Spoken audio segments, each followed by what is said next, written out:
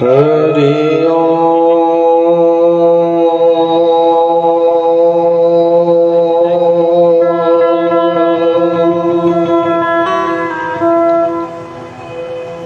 वक्रतुंड महाकाय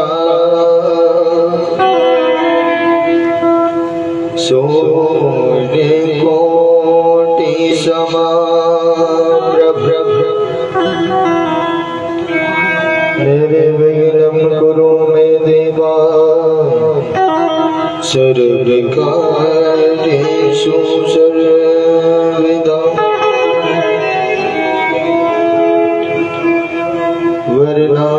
वर्णानामर्थे शृङ्गारा रसानां छन्दसामपि मंगलानां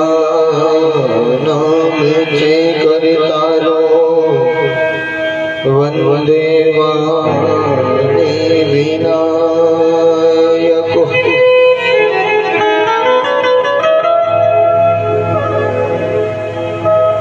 उद्भवे स्थिति संहारि कारिणि कलेश हारिणि सर्वश्रेष्ठ करीम सीता न तो राम वल्लभ न में पंकज नावाय न में पंकज पालिने न में पंकज नेत्राय नमस्ते पंकजाग्रे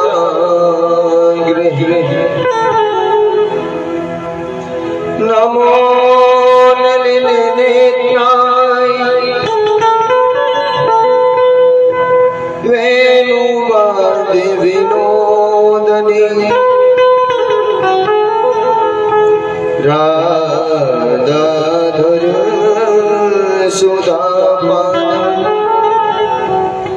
शालिने वनमालिने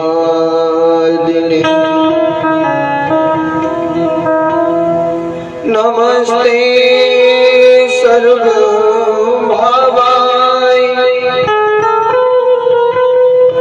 ब्राह्मणे संस्कृते कृष्णाय वासुदेवाय योगानां पतये नमः। अखण्डमण्डलाकारं व्याप्तमेन चराचरं तत्पदं दर्शितमेन तस्मै श्री गुरुवे नमः। गुरुर्ब्रह्मा गुरुर्विष्णु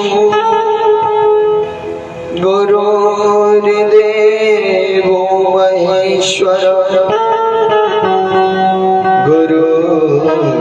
साक्षात् परब्रह्म तस्मै श्री गुरुवे नमः। के वृंदावन के वन्यो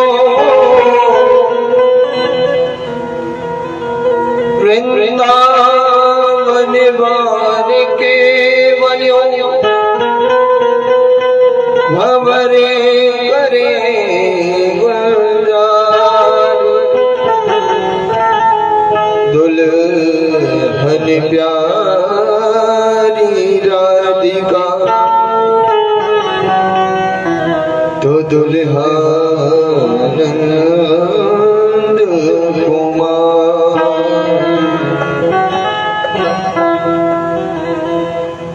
मात पिता परमात्मा परम पिता जगदीश हम बालक अति प्रेम से जो प्रभु चरण दबावे शीश। राधे तू मेरी स्वामिनी, मैं राधे तेरो दास, जन्म जन्म मोहि दीजियो निज चरण को पास। बोली राधे रानी सरकार की, श्रीमद् भागवत महापुराण की, बनखंडी नाथ हनुमान की, मात पिता भगवान की, सद्गुरुदेव महाराज की, स्वामी श्री सुखदेव जी महाराज की, परीक्षित महाराज की, गौ माता की, बस्ती माता की। जय जय श्री राधे, जय जय श्री राधे, जय जय श्री राधे। आइए बड़े भाव के साथ आज पंचम दिवस की कथा में प्रवेश करते हैं। पांडाल में विराजमान बुजुर्ग, मेरी माता बहनें, छोटे बड़े भाई बहन, मंच पर विराजे मेरे संगीतकार पूजनीय हमारे पंडित जी महाराज, व्यासपीठ की तरफ से आप सभी को राधे राधे। आइए रोजाना की भांति कथा में प्रवेश करने से पहले 2 क्षण प्रभु नाम संकीर्तन, उसके बाद भगवान की पावन कथा में बड़े सुंदर भाव के साथ प्रवेश करते हैं।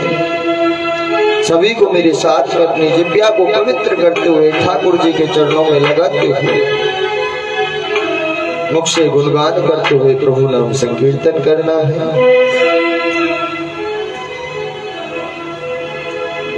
श्री कृष्ण गोविंद हरे मुरारी, हे नाथ नारायण वासुदेव। श्री कृष्ण गोविंद हरे मुरारी, हे नाथ नारायण वासुदेव।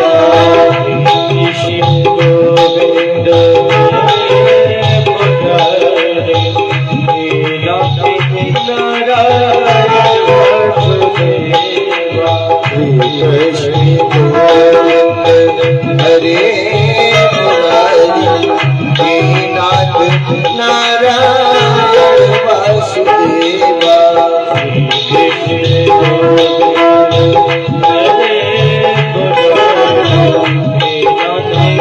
नारायण वासुदेवा।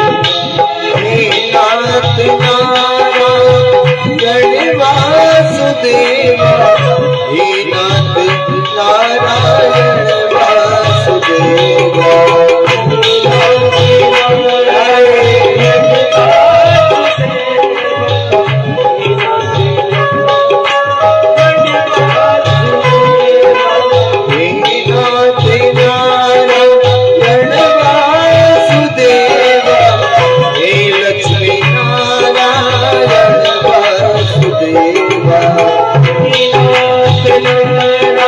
ये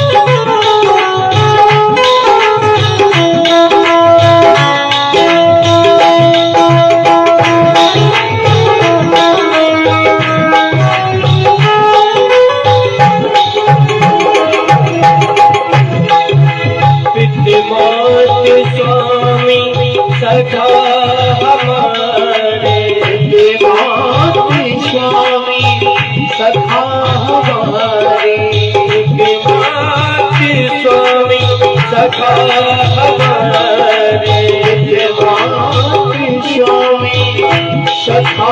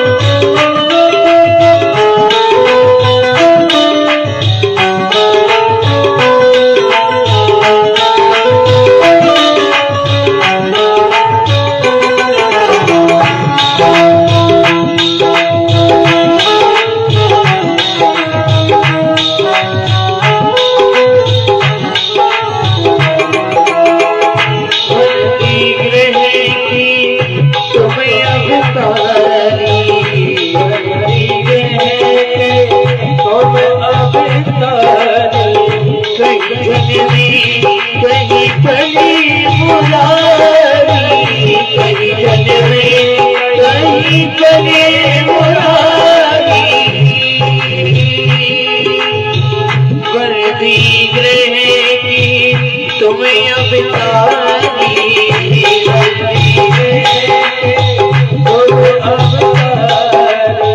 कहीं जनवी कहीं बली मुरारी कहीं जनवी कहीं बली मुरारी किसी की जाए किसी की पारी किसी के जाए किसी के पारी किसी की जाए किसी की पारी किसी के जाए किसी के पारी है अजूबे हरी बात तुम्हारी है अजूबे हरी बात तुम्हारी विद्यमान स्वामी सखा हमारे विद्यमान स्वामी सखा हमारे नाथ नारायण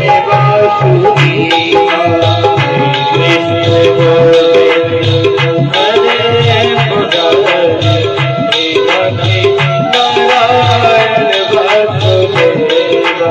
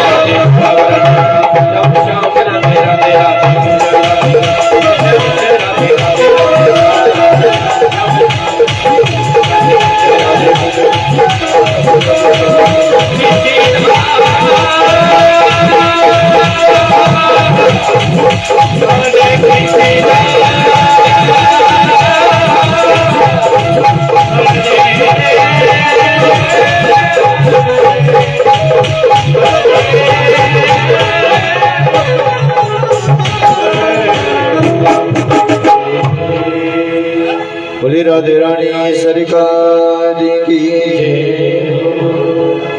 आइए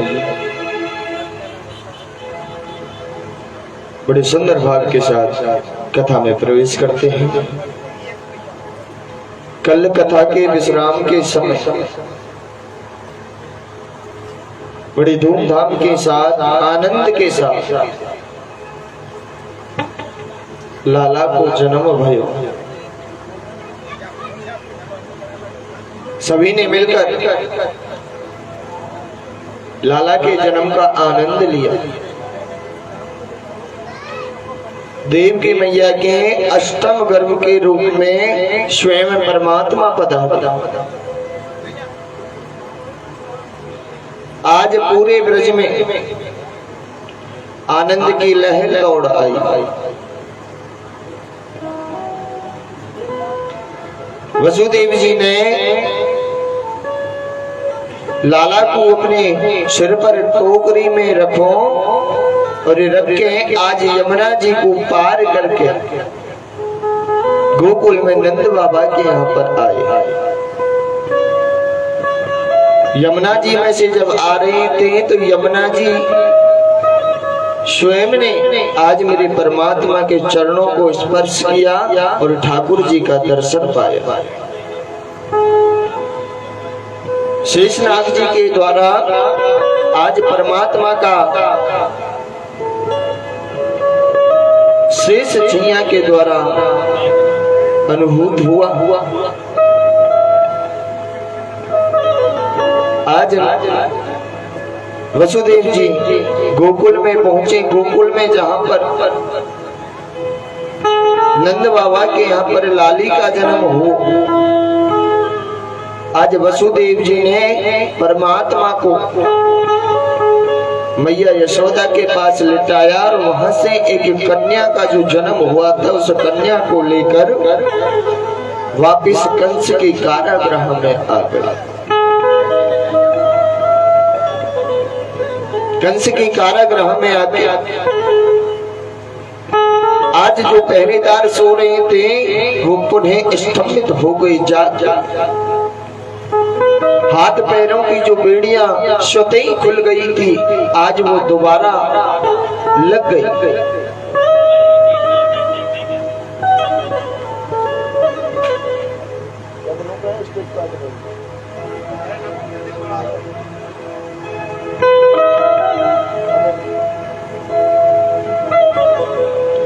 आज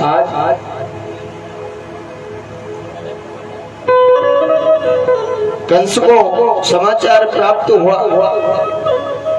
कंस दौड़कर जब कारागृह में आया तो देखा कि लाला के जगह एक लाली को जन्म हुआ। कंस ने जैसे ही कन्या को हाथ में लियो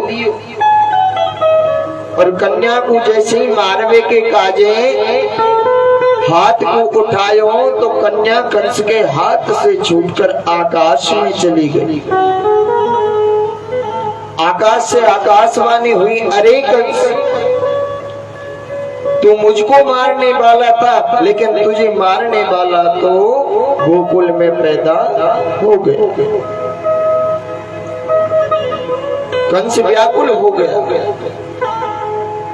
पागलों की भांति अपने महल में विचरण करने लगा।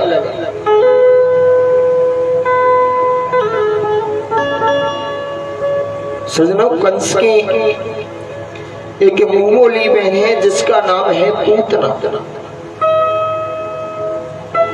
पूतना को कंस ने बुलाया। पूतना जब महल में आई, पूतना ने कंस से कहा कि भैया बोलो मेरे लिए क्या आदेश है, क्या आज्ञा है? कंस ने पूतना से कहा कि बहन,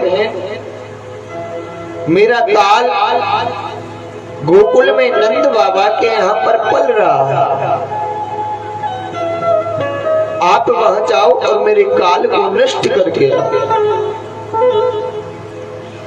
अब सजनों, भागवत जी में ऐसा वृतांत है कि पूतना का जो रूप था वो क्रूर था, क्रूप था, विकराल रूप था।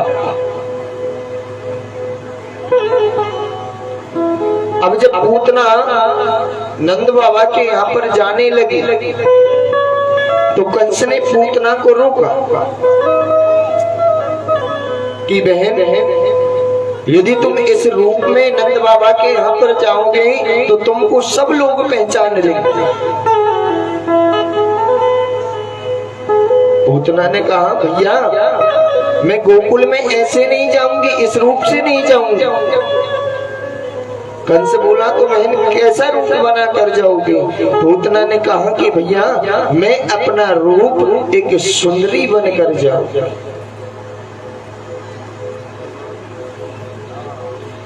आज पूतना ने एक सुंदरी का रूप धारण किया और सुंदरी का रूप धारण करके अपने स्तनों में विष का लेपन करने आज गोकुल में नंद बाबा के यहाँ प्रस्थान किया।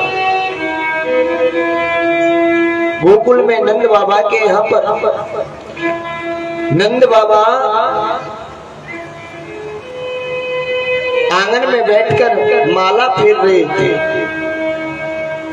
अब नंद बाबा जब माला फेर रहे थे तो माला परमात्मा की नहीं फेर रही थी, नंद बाबा की माला चल रही थी कि अभी भयो नाय, घनी दिन है गए अभी भयो नाय। नंद बाबा की दो बहन थी जिनका नाम था नंदा और सुनंदा। अब बहनों की आदत रहती है जब अपने भैयान के यहाँ पे, अपने भाभी के यहाँ पे यदि कोई बालक छोटो होवे तो 15-20 दिन पहले ही अपने डेरों उठा ला। नंदा सुनंदा को पतो चली कि हमारी भाभी पे कछु है वे बारो, तो दोनों बहन नंदा और सुनंदा नंद बाबा के यहाँ पर आ गई। अब नंद बाबा के यहाँ पर नंद बाबा तो आंगन में माला फेर रहे थे, सुनंदा अंदर गई मैया यशोदा के पास। मैया यशोदा के पास अंदर गई तो मैया यशोदा के पास में एक बालक को लेटे हुए देखा।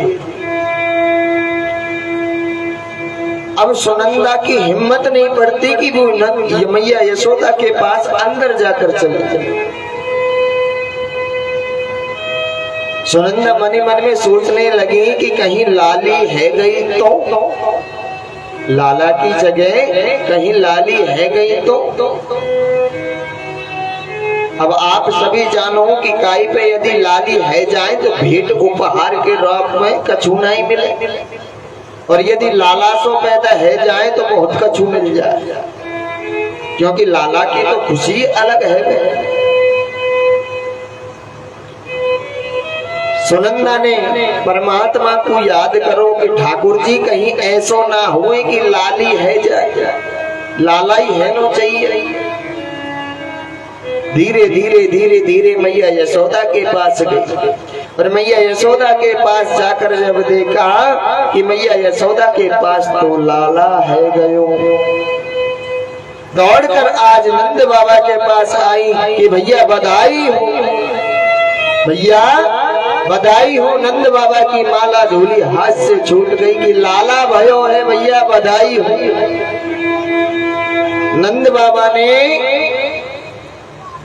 9 लाख का हार उतार कर आज सुनंदा के लिए प्रदान कर दिया। लाला की खुशी ऐसी रह गई। आज पूरे ब्रज में आज लाला के जन्म उत्सव मनाया जा रहा है। आइए हम सब भी आज ब्रजवासियों की भांति मिलकर एक बधाई का आनंद लेते हैं। अरे दे दे बधाई मैया, दे दे बधाई, सभी को तालियों का साथ देना। दे दे बधाई मैया, दे दे बधाई, तेरे लाला की, तेरे लाला की, तेरे लाला की सुन के मैं आई, दे दे बधाई, लाला की सुन के मैं आई, यशोदा मैया दे दे बधाई। लाला की सुन के मैं आई, यशोदा मैया दे दे बधाई, लाला की सुन के मैं आई, यशोदा मैया दे दे बधाई, दे दे बधाई मैया,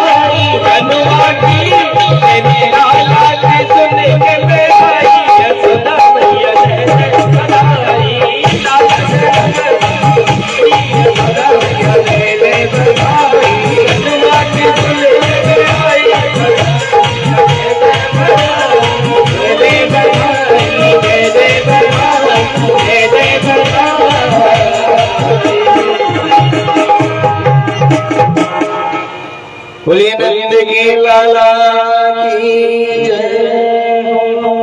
आज पूरे ब्रज में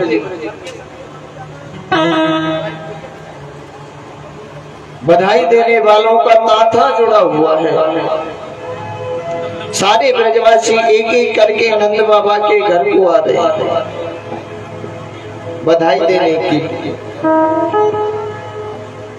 पूरे ब्रज में आज खुशी का माहौल है।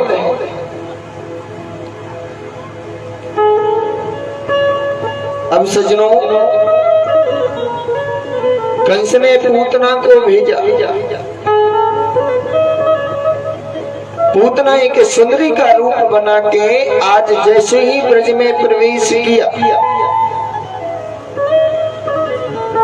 तो भागवत जी में ऐसा वर्णन है और संतों का भी ऐसा भाव है कि पूतना ने इतना सुंदर रूप बनाया, इतना सुंदर रूप बनाया कि जिस ब्रजवासी ने पूतना को देखा वो देखता कि देखता रह। संतों का ऐसा भाव है। एक संत का ऐसा भी भाव है कि मैया यशोदा ने जब पूतना को देखो तो मैया यशोदा के मन में एक भाव प्रकट हुए। का भाव प्रकट आयो कि यदि ई लाली मेरे लाला के संग जन्म लेती, यदि ई लाली मेरे लाला के संग जन्म लेती तो मेरे लाला को विवाह में यही लाली के साथ करा। इतना सुंदर भाव।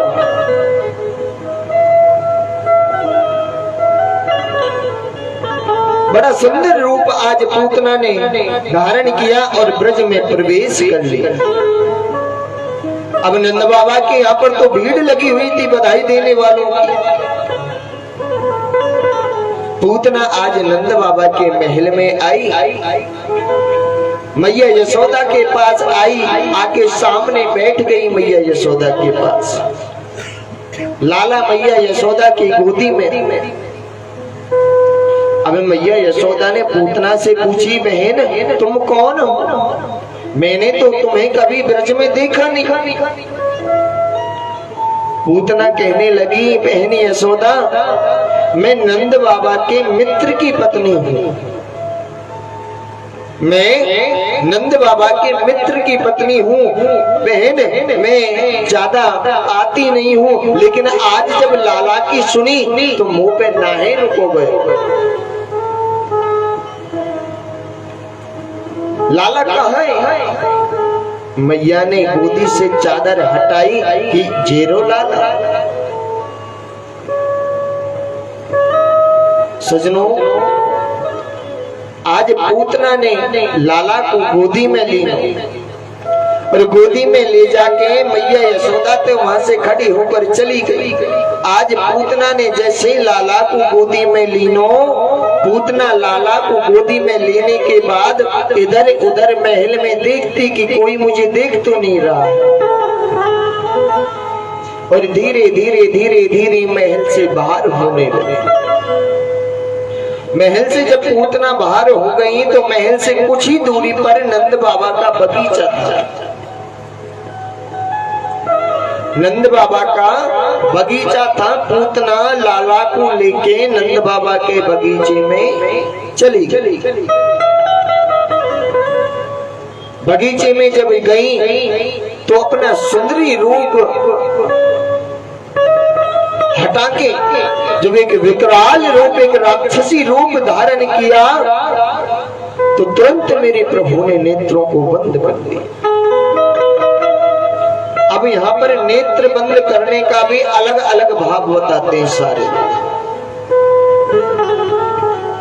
संत महाजन। बताते हैं कि भगवान ने नेत्र इसलिए बंद किए कि यदि पूतना के नेत्र ठाकुर जी के नेत्रों से मिल जाते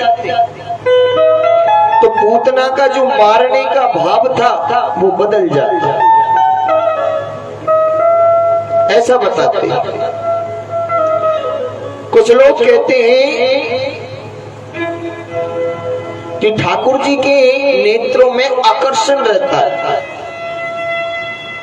इसलिए ठाकुर जी ने बंद कर लिए। सब के अलग अलग भाव होते।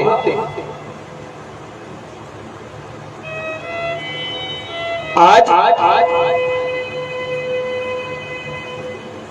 पूतना लाला को लेके बगीचे में गई, अपना राक्षस रूप धारण किया। राक्षस रूप धारण करके जब लाला को स्थलों से पान कराने लगी, विष का पान कराने लगी, तो लाला ने दूध के साथ साथ विष के साथ साथ पूतना की शक्तियों का भी पान करना प्रारंभ कर दिया।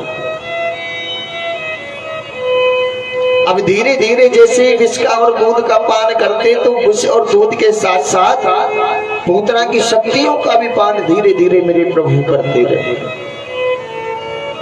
अब धीरे धीरे जब शक्तियों का पान होता रहा तो पूतना कमजोर होती गई, और जब धीरे धीरे कमजोर होती गई पूतना को एहसास हुआ कि मेरे अंदर से शक्तियों का गमन हो रहा है, तो ठाकुर जी से कहने लगी कि कन्हैया मुझे छोड़।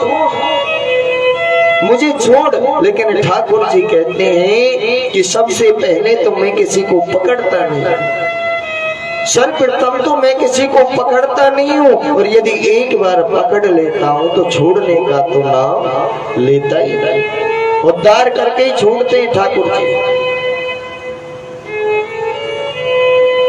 आज धीरे धीरे जब सब शक्तियों का, सारी शक्तियों का हरण आज भगवान ने कर लिया, पूतना बिल्कुल नील हो गई, कमजोर हो गई, तो पूतना का शरीर एकदम से बगीचे में जोर से आवाज करते हुए।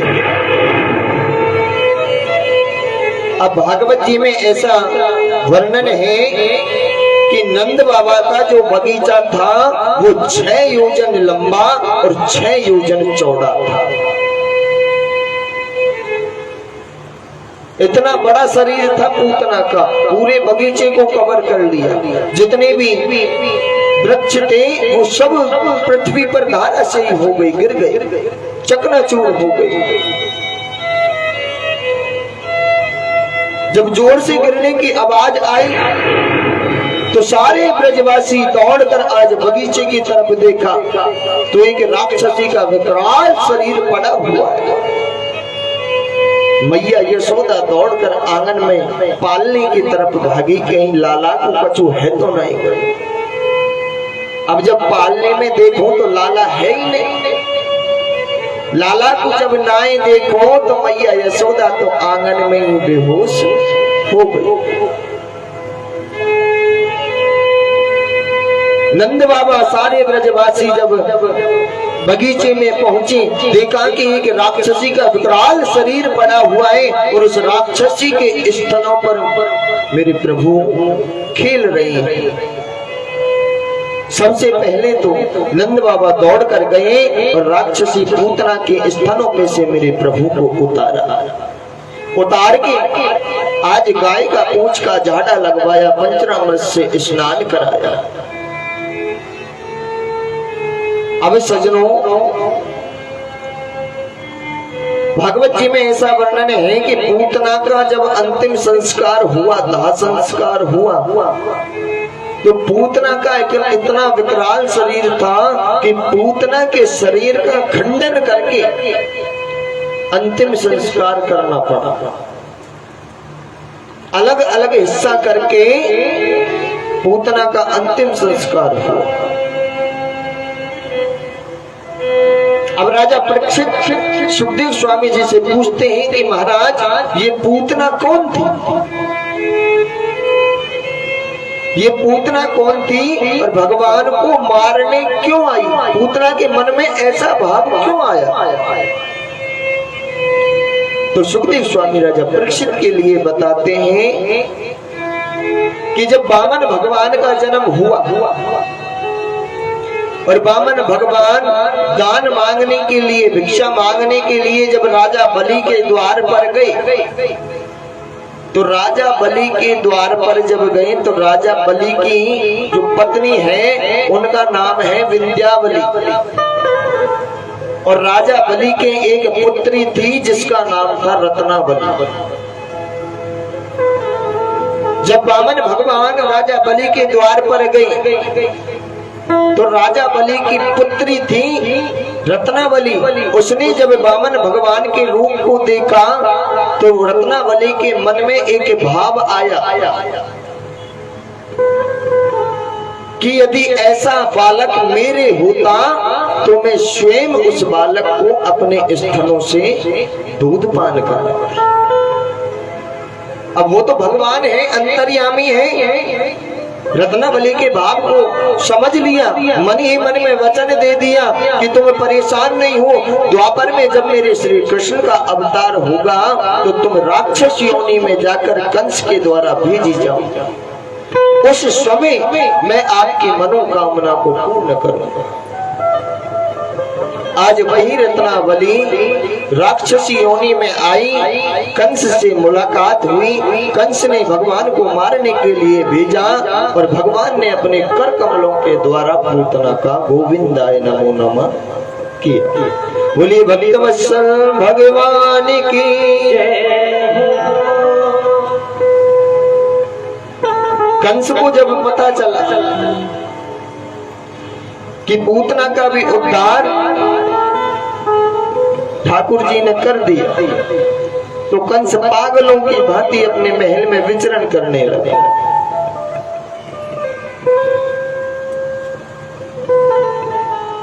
कंस का एक और मित्र है जिसका नाम है सक्तासुर। सक्तासुर का अर्थ होता है जो बिना शरीर के होता, जिसका शरीर देह नहीं होती उसको कहते हैं सक्तासुर। कंस ने मित्र सक्तासुर को, महाराज जी इधर आ जाओ, महाराज जी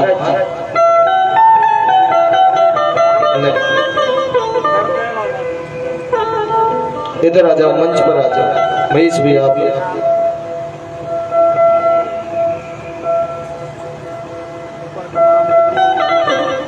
कंस ने अपने मित्र सक्तासुर को बुलाया। सक्तासुर से कहा कि मित्र, हमारी बहन पूतना का भी श्रृंगार नंद के लाला ने कर दी। आप ब्रज में जाओ और ब्रज में जाकर नंद भवन में जाकर आज नंद जी के जो लाला हुए हैं उसको खत्म करके आज कंस की आज्ञा पाकर सक्तासुर ब्रज में प्रवेश करता है। नंद भवन में मेरे प्रभु एक छकड़ा गाड़ी के नीचे पालने में सो रही थी। मैया यशोदा अपने आंगन में दूध चला रही थी। अब जब मेरे प्रभु ने अपने अंतर्भाव से सक्तासुर को देखा तो प्रभु मन ही मन में कहने लगे कि ओहो, आज तो मामा जी ने सक्तासुर को भेजा है। आज तो मामा जी ने सक्तासुर को भेजा है, चलो इसको भी आने। आज सक्तासुर जब मेरे प्रभु के पास आया, छकड़ा गाड़ी के ऊपर सक्तासुर बैठ गया। अब धीरे धीरे सक्तासुर उस छकड़ा गाड़ी पर वजन बढ़ाने लगा, भार बढ़ाने लगा। धीरे धीरे वजन बढ़ाने लगा। जब छकड़ा गाड़ी का एक पाया जब पालने के ऊपर आ गया तो मेरे प्रभु ने अपना दाहिना पैर आगे किया और दाहिना पैर जैसे ही छकड़ा गाड़ी के स्पर्श हुआ, सक्तासुर गाड़ी समेत आज कंस के महल में जाकर गिरा और सक्तासुर का भी गोविंदाय नमो नमः हो गया। अब यहाँ पर राजा परीक्षित स्वामी श्री सुखदेव जी महाराज से प्रश्न करते हैं कि महाराज, ये सक्तासुर कौन है और असुर योनि में कैसे आया? सक्तासुर कौन है और राक्षस योनि में कैसे आया?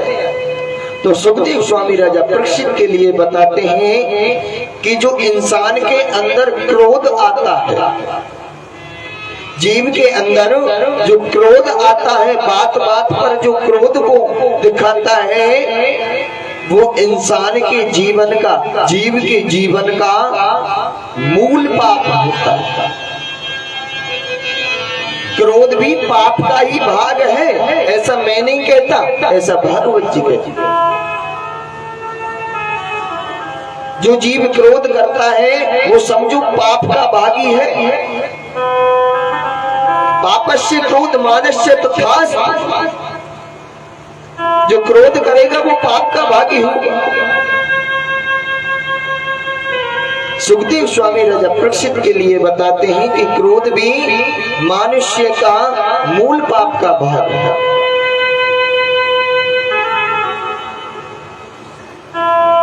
चाक्षुष मनमंत्रण के समय जब प्रारंभ हुआ तो हिरण्याक्ष का एक पुत्र है जिसका नाम है उत्कच। हिरण्याक्ष का एक पुत्र है जिसका नाम है उत्कच। उत्कच को अपने शरीर के ऊपर अभिमान था।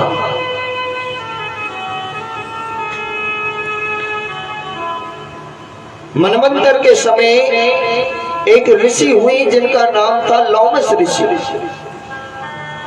लोमस ऋषि ने अपने बगीचे में अनंत प्रकार के वृक्ष लगाए। अनंत प्रकार के वृक्षों को लगाया और उन वृक्षों को अपनी जान से भी ज्यादा प्रेम करते थे। नित्य प्रतिदिन उनमें पानी देना, सींचना, उनकी देखभाल करना लोमस ऋषि नित्य दिन करते थे। एक दिन क्या हुआ, हिरण्याक्ष का जो पुत्र था उत्कच, जिसको अपने शरीर के ऊपर घमंड था, अभिमान था, वो लोमस ऋषि के आश्रम में आया, बगीचे में आया और अपने शरीर को उन वृक्षों से रगड़ने लगा। वृक्षों से जब रगड़ने लगा तो उनमें से कुछ वृक्ष पृथ्वी पर गिर गए, धारा से हो गए। लोमस ऋषि ने एक दिन देखा, अगले दिन फिर उत्कच उनके बगीचे में आया, फिर एक दो वृक्षों को धारा से करके चला। तृतीय दिन भी, तीसरे दिन भी उत्कच उनके बगीचे में आया।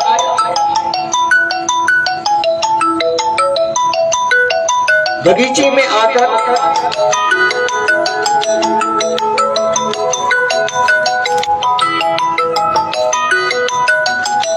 उत्कच जब वृक्षों से अपने शरीर को रगड़ने लगा और सारे वृक्ष जब पृथ्वी पर गिर गए तो लोमस ऋषि को बहुत क्रोध आया और क्रोध आवेश में आकर अपने कमंडल में से जल लिया, जल को मंत्रों से अभिमंत्रित किया और उत्कच के लिए श्राप दे दिया कि तुझे अपने शरीर के ऊपर इतना अभिमान है, इतना घमंड है, जा मैं तुझे श्राप देता हूँ, आज से तू बिना शरीर का हो जाएगा और राक्षस योनि में चला जाएगा। उसी दिन से उत्कच राक्षस योनि में चला गया और कंस से उसका मित्रता हो गई। राजा परीक्षित कहने लगे, प्रभु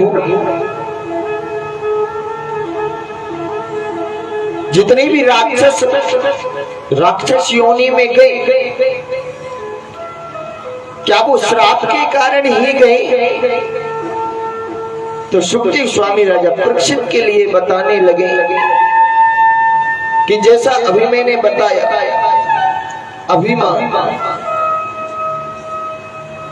अभिमान के कारण ही मनुष्य का पतन होता है। 4 प्रकार के मत बताए थे, अर्थ मत, यौवन मत, पद मत और ज्ञान मत और धन मत। ये जो मद होते हैं, यही मद इंसान के पतन का कारण बनते हैं। अच्छा, एक बात गौर करिएगा, अभिमान हर इंसान को रहता है। किसी को धन का रहता है, किसी को सुंदरता का रहता है, किसी को ज्ञान का रहता है, किसी को जमीन का रहता है, किसी को पद का रहता है, लेकिन अभिमान कब खत्म होता है? अभिमान जब खत्म होता है जब इंसान मंदिर के अंदर जाता है, और मंदिर के अंदर जाकर जब ठाकुर जी की मूर्ति को देखता है, दर्शन करता है, तो इंसान के अंदर जो अभिमान होता है वो इंसान को नीचा गिराता है। ठाकुर जी के सामने अभिमान नहीं उठता। और भागवत जी ये कहती है, वृंदावन में एक संत है वो भी कहते हैं कि जब मंदिर में जाओ, ठाकुर जी के दर्शन करो, तो सबसे पहले चाहे वो हनुमान जी की प्रतिमा हो, चाहे वो राम जी की प्रतिमा हो, चाहे वो देवी जी की प्रतिमा हो, प्रतिमा के सबसे पहले आगे जाके साष्टांग प्रणाम करो। प्रणाम करने के बाद में सबसे पहले प्रतिमा को एक नजर देखो, लेकिन देखने का जो भाव होता है वो एकदम शुद्ध होना चाहिए। अब मंदिर में जाके एक तो अपन ठाकुर जी के आगे बैठे हैं, माला झोली हाथ में, लेकिन ध्यान है वो कहीं और चल रहा है, तो उस भजन से, ठाकुर जी के दर्शन से आपको कोई भी लाभ प्राप्त नहीं हो।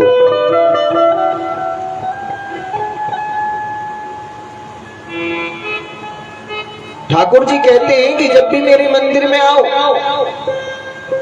तो केवल एक ही बात कहनी चाहिए, गौर पिया। जब भी ठाकुर जी के मंदिर में जाओ तो सर्वप्रथम एक बात कहिए, सीताराम सीताराम सीताराम कहिए, चाहे वेद राखे राम, चाहे वेद रहिए। सीताराम सीताराम सीताराम कहिए,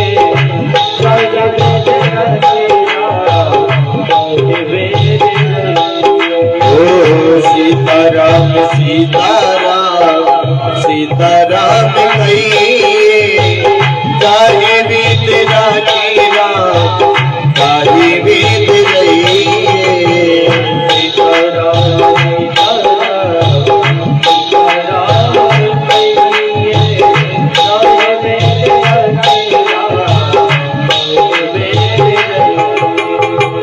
सीताराम सीताराम सीताराम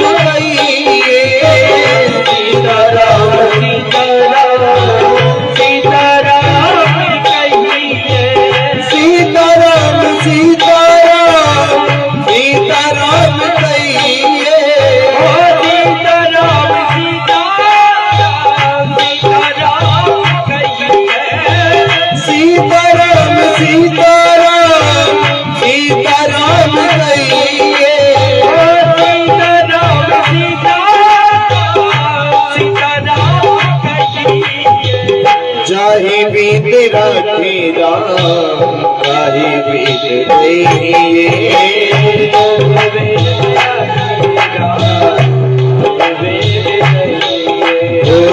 चाहे वेद राखे राम, चाहे वेद रहिए।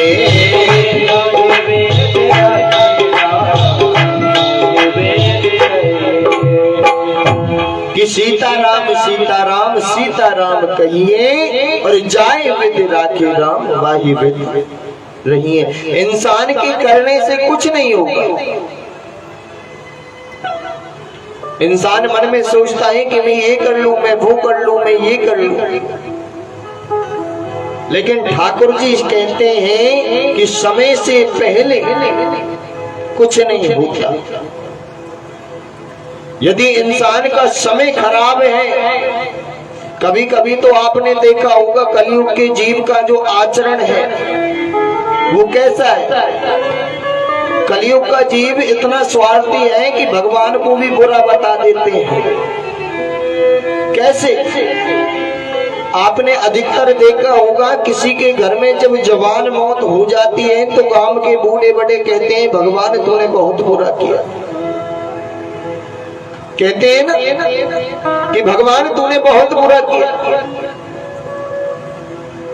लेकिन भागवत जी कहती हैं कि भगवान सदैव हमेशा सबका अच्छा करते हैं, बुरा किसी का नहीं करते। सबसे बड़ी बात आती है विश्वास की, भाव की। मैं बता रहा था कि आप चाहे 1 घंटे मंदिर में बैठ लो, चाहे 2 घंटे मंदिर में बैठ लो, चाहे 3 घंटे मंदिर में बैठ लो, जब तक मन में भाव नहीं बनेगा आपके बैठने का कोई फायदा आपको नहीं मिलेगा। कि भावना में भावना हो तो भावना बेकार है, कि भावना में भावना हो तो भावना बेकार है, और भावना में भाव आ जाए तो भव से बेड़ा पार है। यदि भावना में थोड़ा सा भी भाव आ जाए तो भगवान तो उसी में समर्पित हो जाए।